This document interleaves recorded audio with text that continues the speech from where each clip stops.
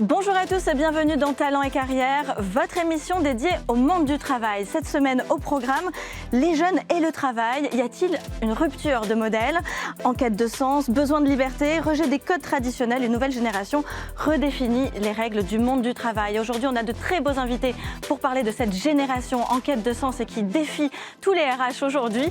Je vous propose de découvrir nos invités et surtout de découvrir aussi Kevin Bouchareb pour sa chronique.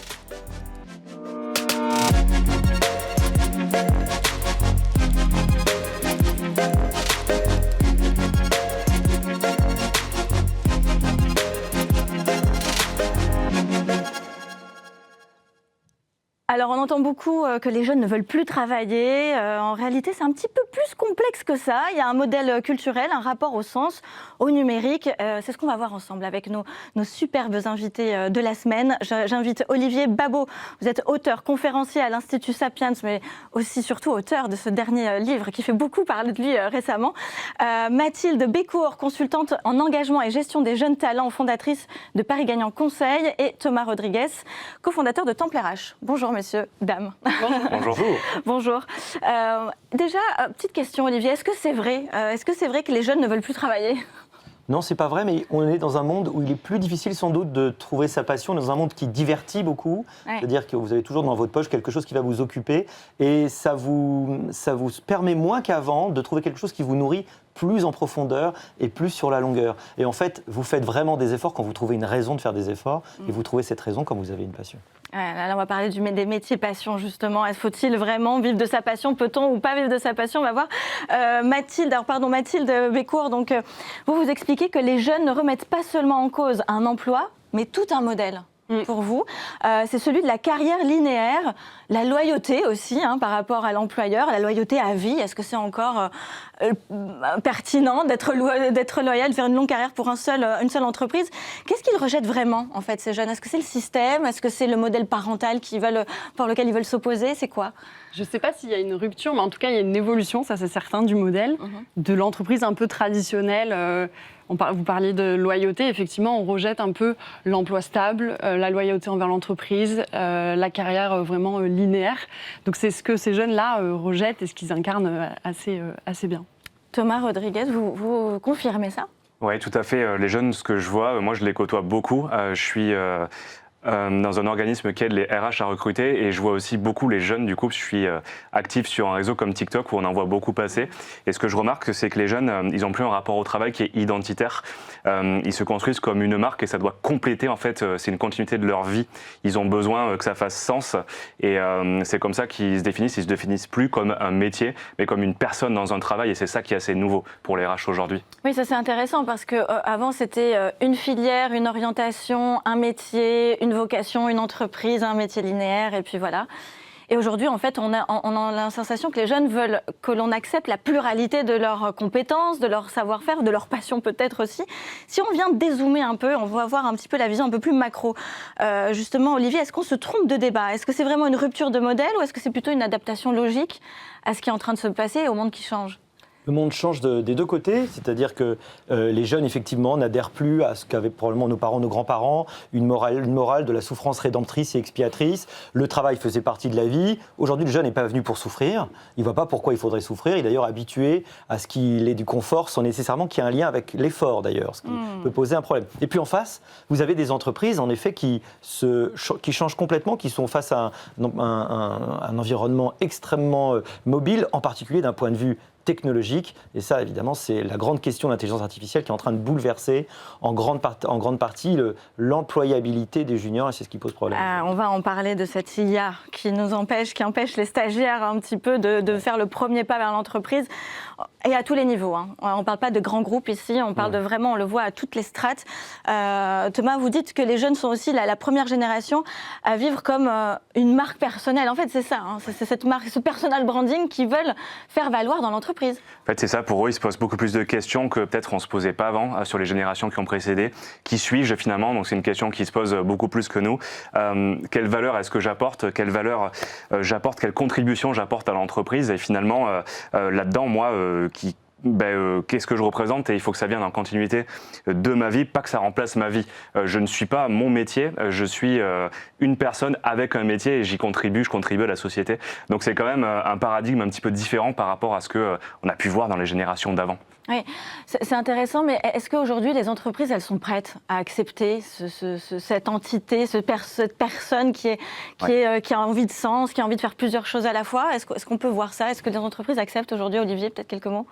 C'est difficile parce que vous avez souvent un conflit de génération, des gens plus âgés, parce que je vois beaucoup en conférence, ils se demandent mais comment arriver à rendre plus loyaux nos jeunes, les faire rester, parce qu'ils ne comprennent pas la façon dont ils fonctionnent. Sans doute, on est dans une civilisation qui est plus hédoniste, c'est-à-dire que vous allez plus rechercher votre plaisir, vous allez avoir plus de mal à mettre le plaisir immédiat à distance. Et puis, dans la gradation des activités, vous avez en fait poste, emploi, métier, profession, par ordre croissant d'implication. Et en fait, on n'accepte pas que malheureusement, il y a beaucoup de jobs qui sont d'abord des postes, c'est-à-dire des choses qui sont assez peu valorisantes du point de vue du sens. Et cette aspiration au sens, elle est dans beaucoup de métiers déçue. Il faut beaucoup évoluer dans un métier, il faut que le métier évolue beaucoup pour qu'il nourrisse plus profondément cette volonté. Et d'ailleurs, c'est eux qui ont inventé le terme de bullshit jobs, excusez-moi du terme, mais c'est vraiment pour dire ces métiers qui finalement sont là pour faire un petit peu office de présence, acte de présence, et qui finalement, ce sont ces métiers-là qui peuvent être remplacés par l'intelligence artificielle. On va voir ça. Mathilde, vous avez cité aussi les chiffres. Il y a des chiffres que vous citez qui sont assez impressionnants. Pour un jeune, c'est environ 1 an, 1 mois, 1 an et 1 mois, 1 an, en poste pour la génération Z, contre presque 3 ans pour les baby boomers. C'est vrai qu'avant, quand on regardait un CV, quand on avait une expérience de 3 ans, on se disait c'est bien, c'était une bonne expérience, il a fait le tour, on peut comprendre qu'il y a un changement. Aujourd'hui, pour la Gen Z, c'est 1 an. Comment est-ce qu'on peut expliquer ça? Est-ce que c'est devenu la nouvelle norme? Est-ce que les recruteurs et les RH vont s'adapter à ces nouveaux CV d'1 an d'expérience? Je pense qu'il le faut, évolution de modèle dit s'adapter, et je pense qu'on le partage ici sur le plateau, c'est effectivement de dire cette gestion de carrière, elle est différente. On voit la carrière comme je deviens moi-même le gestionnaire de ma carrière et je vais la faire évoluer. Et c'est à remettre dans le contexte, et Olivier vous en parlait, à remettre dans le contexte du Covid. En fait, c'est quoi ces jeunes qui sont rentrés sur le marché du travail? Ils sont rentrés sur le marché du travail avec le Covid, donc avec isolement, avec précarité, avec changement des codes sociaux. Et donc tout ça, ça redéfinit un peu notre manière de vivre, et aussi pourquoi en fait ces jeunes ont dézoomé sur la notion de carrière. Oui, ça c'est dézoomer la notion de travail dans ma vie, quoi. Quelques mots sur ça. Est-ce qu'il y a eu vraiment un impact sur ces jeunes qui ont commencé leur vie professionnelle justement par rapport au Covid? Oui, les chiffres ont l'air de le dire. Effectivement, les jeunes sortent moins, ils sont plus sédentaires depuis le Covid, ils voient moins leurs amis en vrai, ils sortent moins le soir, le monde de la nuit d'ailleurs s'en ressent. Il y a un vrai changement, et malheureusement ça ne va pas nécessairement dans le bon sens, parce que c'est souvent un peu de la solitude, du repli sur soi, une difficulté plus grande à entretenir son réseau et aller vers les autres. Évidemment, c'est une moyenne, il y a évidemment énormément d'exceptions. On parle souvent de ce why, on va le dire en français, on est au Figaro, de pourquoi la quête de sens en fait, c'est ça. Pourquoi est-ce que je fais ce métier? Pourquoi est-ce que je me lève le matin? Pourquoi est-ce que je travaille pour telle entreprise, dans tel secteur d'activité? Et c'est ça qui visiblement dépasse un petit peu tout ce qu'on ne peut imaginer. Avant, peut-être les baby-boomers étaient beaucoup plus orientés vers la sécurité de l'emploi, vers le salaire. Aujourd'hui, c'est le why. Est-ce que c'est vraiment ça pour toutes les générations, même pour ceux qui arrivent là, qui sont en 2026, qui sortent d'école? Oui, je pense, Alexia, on le voit de plus en plus, c'est se demander pourquoi je fais ce que je fais tous les jours. On en revient à pourquoi je ne suis pas mon travail, mais je contribue à mon travail. Et c'est très important pour eux, cette notion de sens, en tout cas. On le voit beaucoup dans ce qu'ils disent. Moi, quand j'en côtoie, c'est exactement ce qu'ils me disent. Et alors, en fait, la question, c'est aux entreprises, justement, de le construire, ce pourquoi, ce why. Et c'est ce que je fais, moi, avec le Temple RH. On donne justement aux recruteurs ces nouveaux codes en disant peut-être qu'il faut rendre un petit peu sexy, finalement, l'entreprise que vous avez, pouvoir communiquer de la bonne façon et justement construire ce pourquoi, cette marque, quand on est une entreprise, et pas non seulement une marque corporate, mais vraiment une marque personnelle d'entreprise. Et ça, c'est un sujet qui est très important, ce que les jeunes recherchent. Alors, je rebondis un petit peu sur ce côté du rendre l'entreprise sexy. Ça fait déjà beaucoup d'années qu'on entend parler de cette marque employeur, Est-ce que c'est vraiment déjà au rôle de l'entreprise de créer ce sens? Est-ce que c'est pas beaucoup plus profond que ça? Je dirais même presque une quête spirituelle de sens intime que chaque personne va pouvoir soit mettre au service de son employeur, soit au final elle veut plus d'employeur, elle veut se mettre au service d'elle-même, et donc elle va créer d'autres formes d'entreprise. Olivier, vous qui avez étudié ça de près... On demande aux entreprises de régler tous les problèmes que la société et l'État n'arrivent pas à régler, y compris l'orthographe, les savoir-être, la politesse, maintenant, enfin à peu près tout, y compris le problème ultime, c'est-à-dire la perte de sens d'une société sécularisée, où autrefois vous aviez des guidelines, des règles, mettons, un axe de réflexion, une morale qui était assez claire. Alors aujourd'hui, vous avez vu pendant un moment le consumérisme qui en a un petit peu tenu lieu, mais on est dans un moment post-consumériste où la consommation n'est pas prête à y renoncer, mais en revanche, elle ne suffit plus à donner du sens à la vie. Autrefois, on ne demandait pas que son travail ait du sens. Avoir un travail, c'était le sens, ça donnait du sens à votre existence, parce qu'avoir votre existence, c'était appartenir à la communauté, à la société, et produire pour elle. Donc on n'exigeait pas vraiment que ce travail soit quelque chose de... Disons que si vous faisiez vivre, c'était déjà pas mal. Je ne dis pas que c'était bien, mais enfin, c'était une autre façon de voir. Aujourd'hui, vous allez exiger beaucoup de votre travail. Vous voulez qu'il ne soit pas trop dur, qu'il vous nourrisse très très bien, et évidemment qu'il ait aussi un sens social plus général. Malheureusement, dans la grande liste des emplois, ou des professions ou des métiers, il n'y en a pas beaucoup. Comment peut-on faire? Est-ce que ça veut dire que c'est une génération qui est un petit peu vouée à cette confrontation des époques, à ce choc culturel d'entreprise, du monde du travail? Comment vous l'imaginez, Mathilde? Juste, je voudrais revenir parce que c'est intéressant cette notion de sens, parce que, et pour l'entreprise, moi je les vois démunis parce que le sens, il se touche pas. La spiritualité, elle se touche pas. Non. Et donc en fait, au sens, peut-être il faut préférer l'utilité qui, elle, est très individuelle. En fait, moi, c'est quoi l'utilité de mon travail aujourd'hui, de mon emploi? Est-ce que c'est juste payer mon loyer, ou est-ce que en fait j'ai une fonction plus pas plus noble, c'est pas le terme, mais en tout cas un enjeu qui m'est plus cher dans l'entreprise parce que mon poste, je fais une grande carrière dans le journalisme, par exemple. Donc en fait, de changer de prise entre le sens et l'utilité, de ramener à l'utilité. C'est quoi mon utilité qui est en fait propre à chacun, le sentiment d'être utile, ça c'est assez intéressant. Olivier, vous écrivez souvent que sur les effets du numérique, sur les comportements. Est-ce que la troisième rupture anthropologique, celle du digital, a complètement changé le rapport à l'autorité, à la hiérarchie du travail selon vous?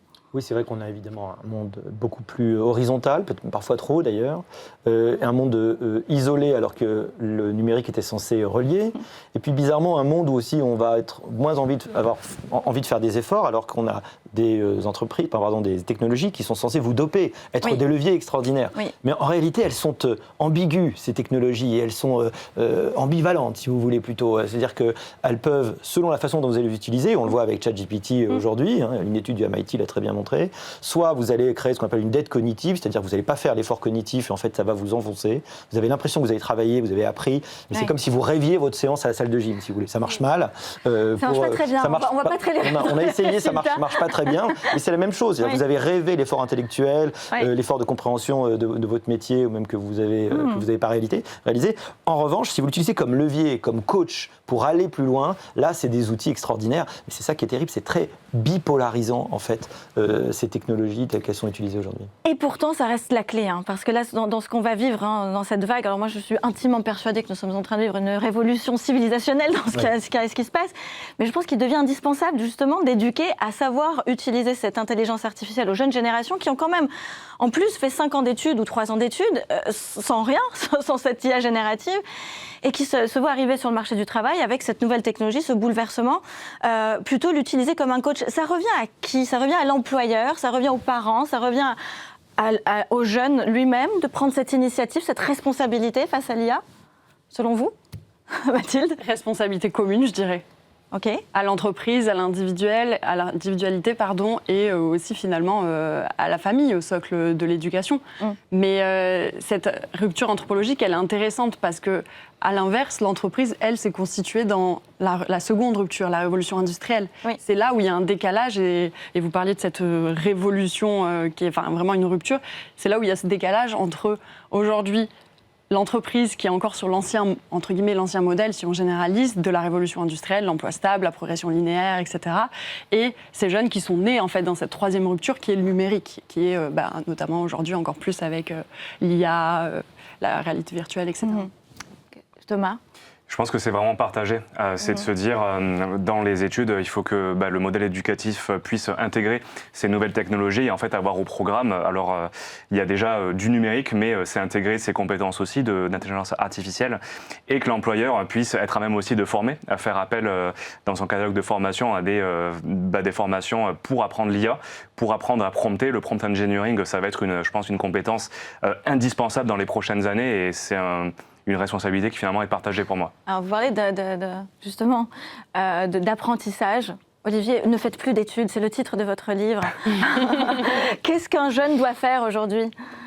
Ce qu'on veut dire avec Laurent Alexandre, avec qui on a écrit le livre, c'est qu'il ne faut plus faire d'études comme avant.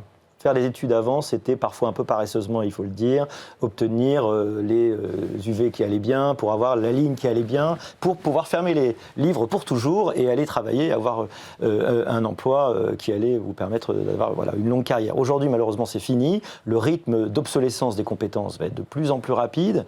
On ne peut plus se permettre de fermer les livres. Il va falloir apprendre toute sa vie. Il va falloir être extrêmement mobile. Il faut être aussi, ça c'est la mauvaise nouvelle, il y a beaucoup de mauvaises nouvelles pour les jeunes aujourd'hui, mais c'est la mauvaise nouvelle, il va falloir être beaucoup plus exigeant. On dit que ce siècle n'est pas fait pour les grosses feignasses, moins que jamais. Ça va être de plus en plus dur, et il y a un drame qui est en train de se jouer, c'est de plus en plus dur pour un jeune aujourd'hui d'entrer sur le marché du travail, d'avoir une utilité, d'avoir une valeur ajoutée comparée à la machine. C'est pour ça qu'il y a un effondrement aujourd'hui des emplois des plus jeunes. On le voit dans les cabinets d'avocats, dans les cabinets de conseil. On n'a plus besoin des jeunes parce que c'est pas l'IA qui les remplace, c'est les seniors qui utilisent l'IA. Il y a une sorte de revanche des seniors, déjà qu'on n'en avait pas besoin avec le problème autour de l'inégalité générationnelle. Donc c'est un problème nouveau pour les jeunes, c'est-à-dire que c'est très difficile. Si vous n'êtes pas capable d'avoir une valeur ajoutée, on va pas vous allez valoir beaucoup trop cher face à la machine. Et surtout, c'est très difficile d'avoir une valeur ajoutée. Regardez, vous êtes juriste, savoir ce qu'a produit ChatGPT, regardez le projet de contrat, la revue de jurisprudence, le projet de notes. Il faut beaucoup de bouteilles, il faut avoir beaucoup travaillé. Or, comment on fait quand on n'a plus besoin de junior pour devenir senior ? C'est la grande question. Et est-ce que vous avez une réponse ? Est-ce qu'on a déjà une... peut-être justement avec votre co-écrivain, est-ce que vous avez étudié cette vision, c'est un petit peu être une sorte de futurologue et nous donner un peu ce qui va se passer dans 10 ans ? On a plein de propositions sur les nouvelles règles de ce que c'est qu'un étudiant. Il faut cultiver son réseau, cultiver les choses qui échappent à la machine, l'oralité, le savoir-être, la prise de parole en public, donc tout ce qui est travail en équipe. Et puis en même temps, il faut beaucoup travailler, il faut beaucoup lire, il faut essayer aussi d'utiliser les outils à son profit. La très bonne nouvelle, c'est qu'on va tous pouvoir avoir un professeur particulier, on dit l'IA Aristote dans notre poche, c'est-à-dire en fait le meilleur professeur. Moi maintenant, quand je fais de la voiture, je parle avec mon IA en fait pendant 4 heures d'affilée. Je lui pose des questions sur l'histoire, l'économie, on fait un ping-pong intéressant et c'est un professeur extraordinaire. Ça coûte en marginal 0, très exactement, c'est le coût de l'abonnement et c'est extrêmement puissant. On pense profondément que tout l'enseignement supérieur va devoir totalement se réinventer. Les professeurs humains vont pas vraiment disparaître, ils vont probablement changer, devenir plus des guides et des coachs, mais le savoir descendant, il va se faire dans un parcours tout au long de la vie d'ailleurs, de dialogue avec une machine qui saura exactement qui vous êtes, saura comment vous écrivez, comment vous apprenez, quelles sont vos lacunes et vos points forts, et vous aidera à progresser. Écoles, universités qui ont besoin de toute urgence de prendre l'intelligence artificielle à bras-le-corps et puis surtout de se réinventer parce qu'on a vu plein d'évolutions dans notre société, mais c'est vrai que l'école reste souvent celle qui a le moins évolué. Nos grands-parents avaient aussi presque les mêmes tables d'école avec les craies et nous on en voit encore aujourd'hui. Donc c'est vraiment ce secteur-là qui doit aussi se secouer, on a envie de dire. On va tout de suite accueillir Kevin Bouchareb pour la chronique de la Pause Café. Kevin, bonjour. Bonjour Alexia, bonjour chers invités. Bonjour. Justement, on était en train de parler de cette rupture donc de modèles avec les jeunes, la génération Z, mais aussi avec l'intelligence artificielle qui vient un peu tout bousculer. On parle beaucoup aussi de la relation des jeunes du travail qui est en train d'exploser. Donc on parlait de sens, mais il y a aussi un peu le côté, on en évoquait, paresse, fragilité, désengagement. Ou simple changement de logiciel, on va dire. C'est ça, le logiciel. Je pense que la meilleure manière de se représenter, c'est de demander aux managers ou aux dirigeants d'entreprise, que je côtoie souvent, que vous côtoyez aussi, et de voir le désarroi. Mais vraiment, c'est un désarroi total quand on leur parle des jeunes. Il n'y en a pas un seul, sinon il ment, qui n'aurait pas déjà dit qu'ils sont fainéants, qu'ils sont infidèles, et c'est tellement dur de travailler avec eux, c'était tellement mieux avant. Je crois que là, on est vraiment dans un moment de fantaisie, autour de fantasmes même, autour de la nostalgie qui qu'il y avait autour du monde d'avant qui était effectivement beaucoup plus facile à comprendre. Comme vous l'avez dit, hein, les carrières étaient linéaires, il y avait de la stabilité, il y avait une forme d'engagement j'aime beaucoup ce que vous avez dit Olivier, autour de la fonction sociale du travail. Social, le travail qui permettait de normativer, si j'ose dire, une forme de contrat social qui intégrait l'individu dans la société, qui lui donnait de la fierté, en plus d'une rémunération, etc. Et donc, d'ailleurs, le sondage que j'ai pu faire dans le cadre du livre que j'ai coécrit avec Capstan le montre bien. On a interviewé 800 dirigeants, toute taille d'entreprise confondue, et 72% d'entre eux nous disent qu'ils rencontrent des difficultés à travailler avec la Gen Z. Donc, c'est pas un fantasme, c'est une vraie réalité. Et ça illustre un décrochage générationnel sur lequel il faut essayer de regarder les choses de plus près. Mais je voudrais quand même casser un mythe dès le départ. Hein. Non, les jeunes ne fuient pas le travail. C'est pas vrai. Selon une enquête de l'Institut Montaigne de 2025, faite auprès de 6000 jeunes, ils sont 80% des jeunes actifs à nous dire qu'ils continueraient de travailler, même sans nécessité financière. Donc ça montre bien que l'activité, au sens noble du terme, compte toujours pour les jeunes, mais sa forme a changé. Et c'est là qu'il faut qu'on essaie d'analyser les choses en profondeur. Hein. 66% des jeunes déclarent qu'il y a un décalage entre leurs attentes et les réalités organisationnelles des entreprises, en particulier dans le salariat. Ah oui, donc ça c'est assez intéressant, mais alors les attentes, c'est au final, qu'est-ce qu'ils veulent ? Est-ce qu'ils arrivent déjà à exprimer avec les mots leurs attentes et ce qu'ils veulent vraiment ? Alors là, j'aimerais qu'on distingue ce que j'appelle un effet de génération et l'effet d'époque. Parce que c'est pareil, on dit plein de bêtises sur le sujet. Les jeunes voudraient du sens, d'une bonne rémunération, bien sûr, de l'impact, de la qualité de vie, un épanouissement personnel. Mais j'ai envie de vous dire, les vieux aussi. C'est pas du tout qu'un truc de jeunes. Alors oui, mais est-ce que justement, on parlait de ces baby-boomers qui, eux, trouvaient déjà du sens juste au fait de travailler, d'être utiles dans la société. Et c'était le cas quand ils sont rentrés dans le marché du travail. Oui. Mais allez recruter un senior aujourd'hui sans lui donner du sens, sans lui donner d'équilibre vie privée, vie pro. Il va vous claquer la porte au nez de la même façon. Okay. Donc, par contre, ce qui change, il faut quand même se le dire, c'est la réaction face à l'absence de ces variables dans le contrat social. Là où la Gen X ou les boomers ont plutôt tendance à faire le dos rond et à internaliser leur frustration pendant un certain temps, le jeune, lui, va dire tout de suite « Ouh là là, ça ne me plaît pas », et puis si ça ne lui plaît pas, il démissionne. Et parfois, dans des configurations assez romanesques, hein, je vois des jeunes qui démissionnent sans autre plan de travail. Oui, sans avoir quelque chose derrière pour les rassurer. Absolument. Et ils font quoi ? Ils retournent chez leurs parents. Ça s'appelle l'effet Tanguy. Alors attention, ils ne sont pas une majorité à faire ça, mais ça arrive. Et quand ils sont très frustrés de leur recherche d'emploi, ils préfèrent partir à l'étranger et tenter quelque chose d'autre, plutôt que d'accepter les conditions d'un monde du travail qui ne leur convient pas. Mais par contre, il y a quand même une vraie différence entre les générations, et vous l'avez mentionné, c'est le rapport à la carrière. Ça, c'est vrai que ça a beaucoup changé. Une très grande majorité d'entre eux ne se voient pas rester aussi longtemps, toute leur vie, évidemment, dans la même entreprise, ça c'est très clair. D'abord parce que ça les ennuie, mais aussi parce que, et là aussi de manière très pragmatique, c'est le meilleur moyen pour eux d'avoir une augmentation de salaire significative. En changeant. Parce que les conditions du marché de l'emploi font qu'en général, vous pouvez espérer 1, 2, 3% d'augmentation au mieux dans votre entreprise, en absence de promotion. Et même en ayant une promotion, en général, ce n'est pas aussi spectaculaire que ce que vous pourriez avoir en changeant d'entreprise. Donc ça, c'est important. Et cette transactionnalisation du rapport au travail, elle s'observe bien dans le rapport à l'indépendance. Ça aussi, vous l'avez mentionné, des jeunes qui sont un peu en quête, pas forcément de sens, je rejoins ce que vous disiez, hein, d'utilité. Ça se manifeste dans le fait de se dire, finalement, moi, je vais créer les propres conditions de mon activité. Oui, c'est ça. Et l'explosion de l'indépendance auprès des jeunes en est probablement la conséquence. Oui, mais alors comment on comprend mieux déjà de ce que veulent les jeunes avec ce que vous dites, mais pourquoi est-ce que ça bloque du côté des entreprises ? Pourquoi est-ce qu'elles ont du mal justement à gérer ce type de population ? Alors déjà là aussi, il faut prendre un peu de recul. L'affrontement jeune-vieux, il ne date pas d'aujourd'hui, c'est historique. C'est même la fonction anthropologique de la jeunesse que de secouer le cocotier et de remettre en cause les modèles établis. C'est normal, c'est même sain. Et c'est d'ailleurs, si vous voulez, ce qu'on s'incarne un peu grossièrement, hein, la formule jeune fou, vieux con. Quand vous êtes jeune, vous avez un peu le progressisme utopiste, si je veux dire. Vous voulez faire changer les choses qui frustrent, qui cassent l'inertie, etc. Et puis quand vous prenez en âge, vous avez tendance à avoir un conservatisme qui parfois peut virer au réactionnariat. Mais c'est normal, c'est toute la vie humaine est faite comme ça. Par contre, il y a quand même des freins logiques, concrets qui existent.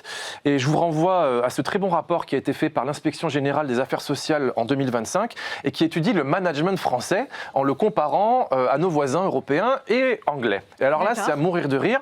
Ça factualise ce qu'on constate tous, hein, les blocages qui existent dans le management français. Alors je vous en cite quelques-uns, parce que la France est vraiment, malheureusement pour nous, le camp en la matière.